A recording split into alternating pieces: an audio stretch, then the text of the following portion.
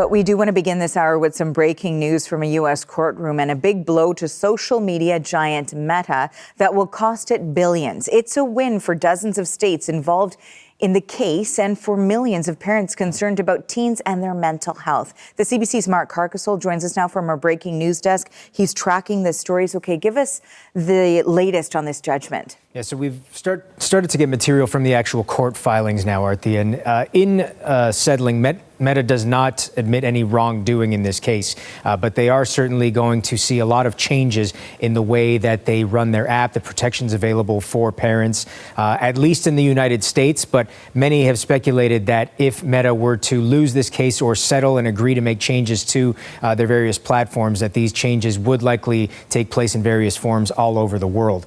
Meta is agreeing to pay a maximum of $16.68 billion US. That's a little over $23 billion Canadian to these 29 states involved in this suit as part of the deal. The specific changes being listed here: the agreement requires nationwide changes for teen users of both Instagram and Facebook, a default daily time limit of 2 hours for users under 18 that can only be lifted by a parent, a default nighttime block between midnight and 6 a.m. for users under 18 that can only be lifted by a parent, default blocks on notifications to users under 18 between 10 p.m. and 7 a.m. as well as during the school day, an enhanced mechanism for teens to report potentially harmful content, and a requirement that Meta respond to 90% of those reports within 6 hours, a ban on displaying numbers of likes or reactions on posts to users under the age of 18, a ban on cosmetic procedure image filters for users under 18, an option for users under 18 to have a non-personalized feed, meaning a feed that doesn't use an algorithm, sort of like the old days of Facebook, and a commitment from Meta to maintain, review, and improve existing teen content safety measures. The settlement also requires Meta to enhance age assurance measures to prevent children from accessing platforms or age-restricted content, and it also makes it so that they have to commit to creating more tools for parents of kids on their platforms to be able to protect their children online.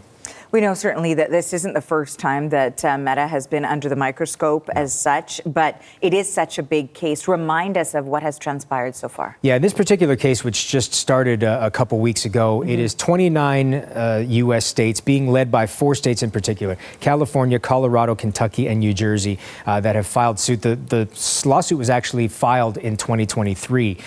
They claim that numerous violations have been made on Meta's part of federal and state privacy laws for children. They claim the platforms are harmful for children, addictive, and you're right, this is not the first time that Meta has been before the courts.